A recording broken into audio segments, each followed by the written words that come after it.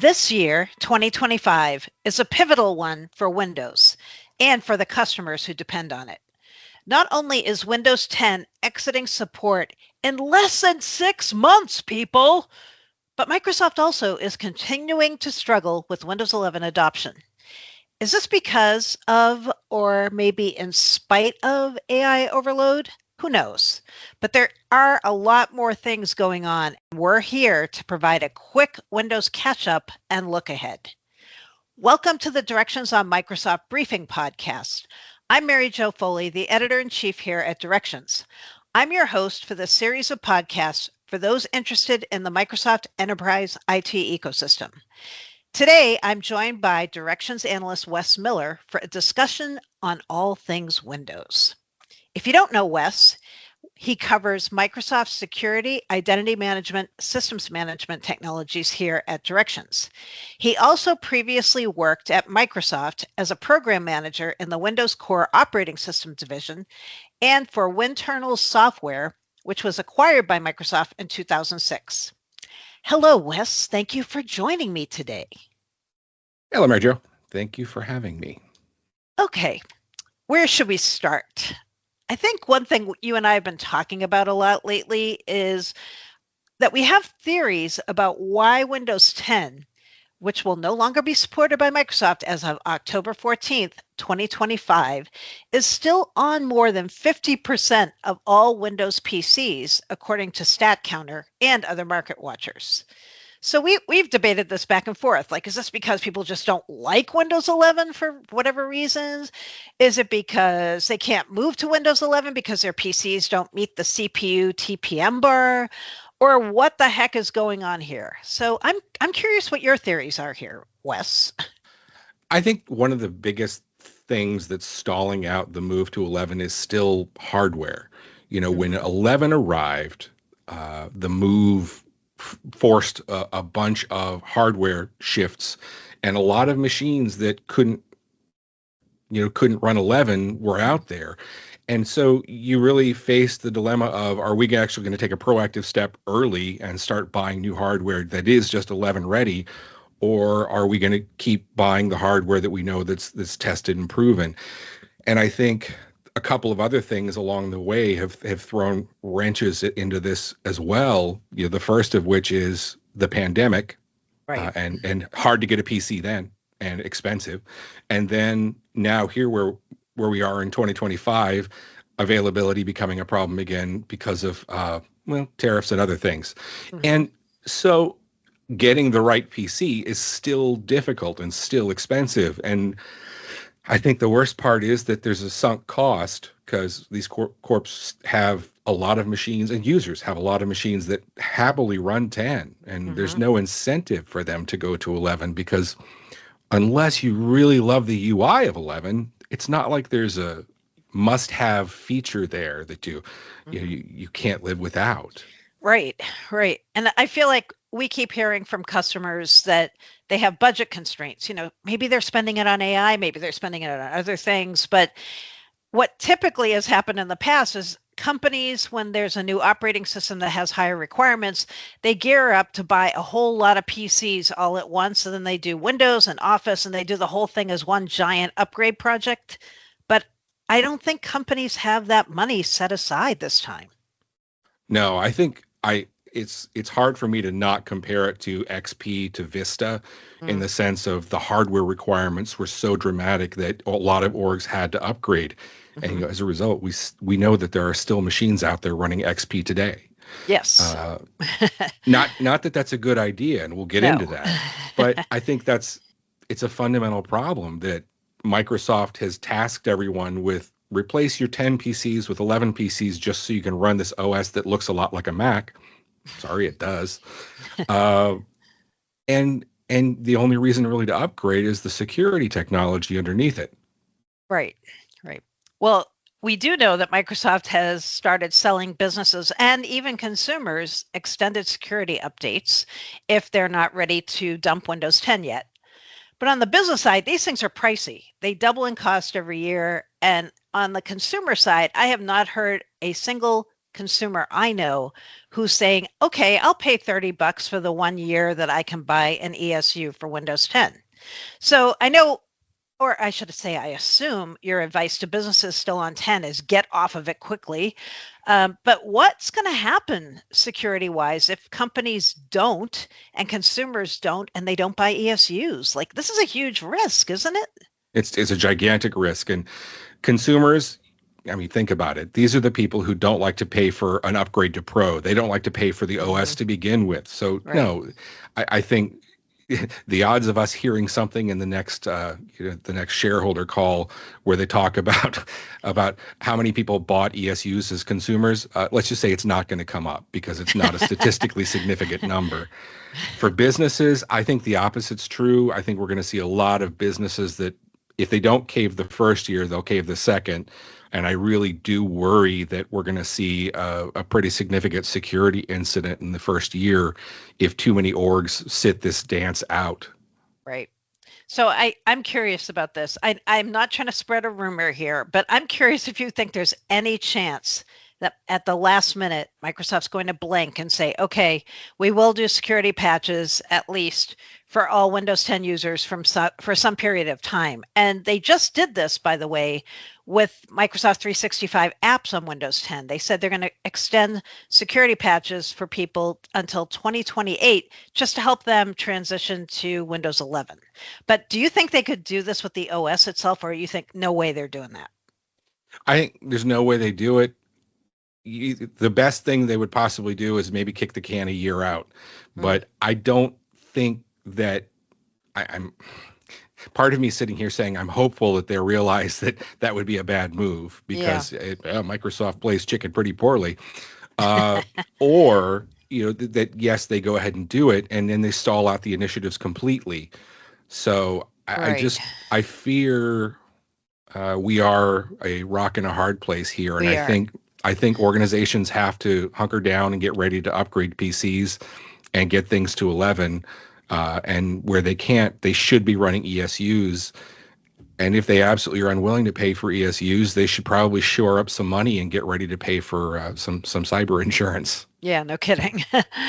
Yeah, the only reason I agree with you, Microsoft's bad at playing chicken. The only reason this even crossed my mind was when I was covering them extending the enterprise app coverage until 2028. I asked Microsoft again, is there any chance you're going to extend the life of Windows 10 support beyond October 2025? And they declined to answer. I think that's odd. I mean, maybe they were just like, come on, we already told you we're not doing this, but I felt like it wouldn't have hurt to say, no, we're not going to. Sure. And you're absolutely right. It's always that kind of thing that we never know when it's what they don't say that says the most. I don't know. I'm torn because again, I'm hopeful that they would do something, but it sure doesn't seem like it's the right thing to do. But I don't know because the OS upgrade, it's not like it costs consumers a whole lot. It's just it costs you potentially a new PC to get there. Yeah, exactly. All right, let's take a break. I want to talk about the new directions on Microsoft online platform that we call Atlas. It is now officially up and running, and you can see it if you go to directionsonmicrosoft.com. So Atlas hosts our in-depth analyst reports on Microsoft Enterprise technology and licensing. It also holds our up-to-date and powerful infographics and roadmaps, and it gives you a centralized way to register for our webinars and the licensing bootcamps. So if you're already a Directions member, you've automatically been upgraded to Atlas. And if you're not yet a member, you can still check out our blogs and podcasts, which are open to all. If you go to directionsonmicrosoft.com/blogs and directionsonmicrosoft.com/podcasts. And while you're there on the new site, feel free to do a search or two. Then you can see a sneak peek of all the great Microsoft Enterprise technology and licensing content to which our members have access. To learn more about all our content and services, go to directionsonmicrosoft.com/membership. All right, back to Wes and Windows, WW. Let's move beyond Windows 10 now and talk more specifically about Windows 11, about the good and the not so good. So on the not so good front, I feel like this Windows 11 24H2 upgrade has been pretty rough. Microsoft recently designated it as ready for adoption by everyone after releasing it months ago, but there have been lots of compatibility issues with this release. I feel like more than many other recent releases. In fact, the first time the 24H2 upgrade tried to automatically apply itself to my old Surface Laptop 3, it failed. And then it just luckily rolled back. Finally, when I did get it to work, I had all kinds of weird problems I had never had before with my display monitor. And I got my first blue screen that I've had in ages. So I just feel like, is Microsoft so focused on trying to shoehorn in all this AI cruft that they've just stopped focusing at all on basics? I know we've talked a lot in the past here about they don't have testers anymore and the users are the testers now, but I don't know. I feel like we're going backwards in some ways in terms of quality. And I'm curious what you think, Wes. I absolutely think that's the case. It's again hard for me not to compare things to what I experienced, but the things like a plug fest where software developers and hardware developers would come in and pre-assess their drivers before a release, and install fairs where employees would bring in PCs and Microsoft would see all the weird stuff before it actually shipped. Right. And just true beta testing. It's not the same. It's not. And I think as a result, the ripples where there are fundamentals problems go a lot farther and affect a lot more people. And I think the system has gotten, at least, obviously your blue screen attests that I'm sort of wrong, but the rest of the system, I think, has gotten a little bit more robust in terms of rolling back and helping you recover versus getting to a blue screen. And traditionally with legacy Windows, well, my machine is stuck. Now what do I do? Right. I know a guy in building 26 who can fix that for you. So it's, at least we're past that era. Right. But it is, I still feel like Microsoft is missing the fundamentals while focusing on the UI. And it's been funny for me to hear my daughter is a huge PC fan, her boyfriend is a huge Mac fan, and to hear them argue about how great or how bad the Windows 11 user interface is. It's just kind of funny. They don't even talk about the quality of it. It's just that Microsoft moved their cheese. Yeah, exactly. So whatever you think about things like recall or the revamped Windows Copilot, the souped up Windows search, click to do, all these whizzy new features in Windows 11, mostly for Copilot Plus PCs, by the way. There are some other things that Microsoft has done and is doing with Windows 11 that can be seen as positive, I think, especially when it comes to security. They've been turning on more security features by default in Windows 11 than they did in 10. And they're working on things like a solution that will move kernel mode drivers to user mode. They're replacing legacy code in the OS with Rust. So they're doing a lot of good things. And I'm not always sure they get credit for all of these good security things they're doing. But do you think that's enough of a selling point to get people who've been reluctant to go to Windows 11 to move to it? No, unfortunately, no. I've spent enough time in the security realm to see that security is never a selling point until somebody's bitten, and then it's only it's only a selling point for so long.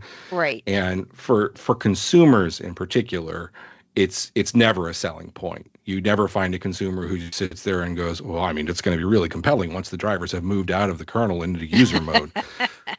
Right. Even enterprises, right? Like, I'm not sure they all are totally grasping all the good things that Microsoft's doing on the security front.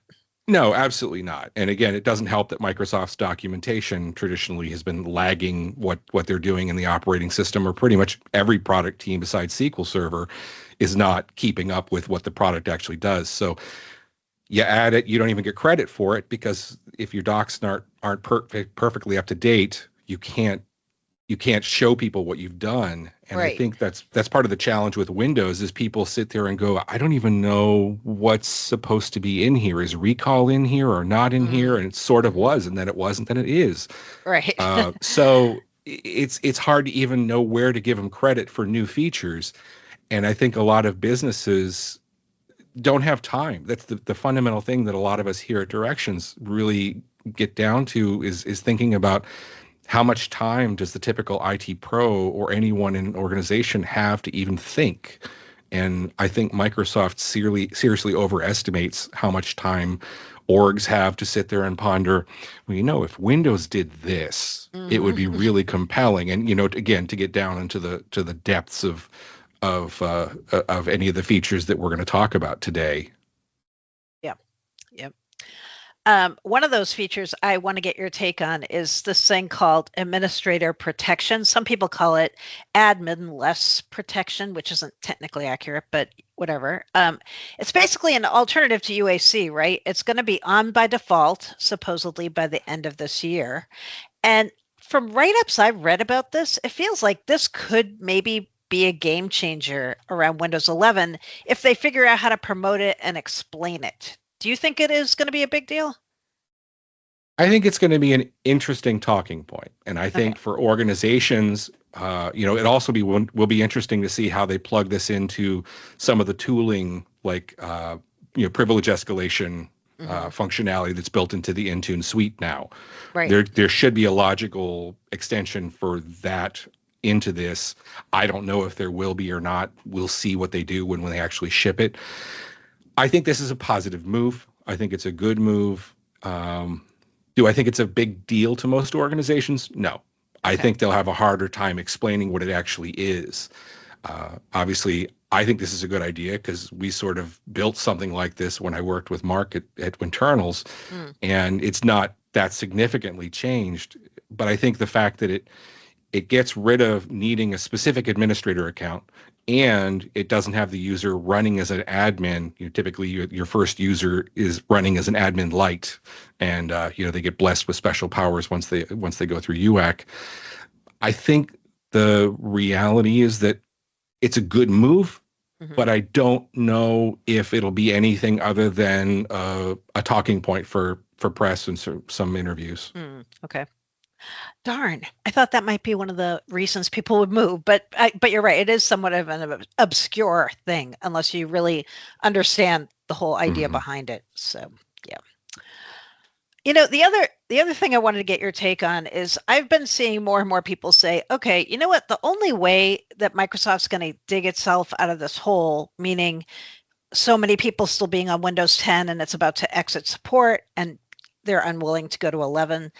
A lot of people are saying, okay, the key is they just need to announce Windows 12, and that has to be the best release ever, and everybody has to go to Windows 12. But I don't think that's actually going to happen anytime soon. I mean, maybe one day there'll be a Windows 12, but I feel like all the talk we heard about this last year was more Microsoft kind of trying to figure out how do we talk about Windows that works on Copilot plus PCs and Windows that doesn't, and they were debating if they should have a Windows 12, but I don't think there's a Windows 12 savior waiting in the wings. Do you? No, I have never understood this hyper obsession. I don't want to say among the press, but it's a lot of press coverage. Right. But also a lot of the nerds get excited about, well, there's going to be a new brand and it's going to change things. And brands don't do that.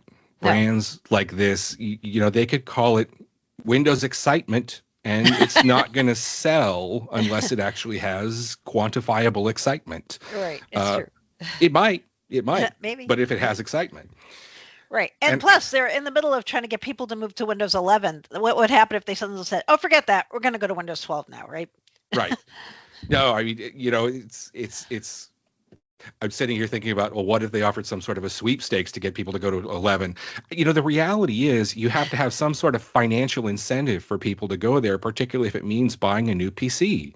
Right. That's what's holding orgs back. That's what's holding users back is my PC works fine on 10. Why do I have to go to 11? And even when it expires, the worst part is that when we're sitting here talking, let's say 7 months from now, and updates have stopped coming in for Windows 10, some people are going to view that as a positive because Right. my machine never reboots anymore. I never Yeah. get updates and it's like heaven. And it's like, oh, that's not good. That's really No, not not good. good. It's driving without an oil change. Pretty much, So, right. Right.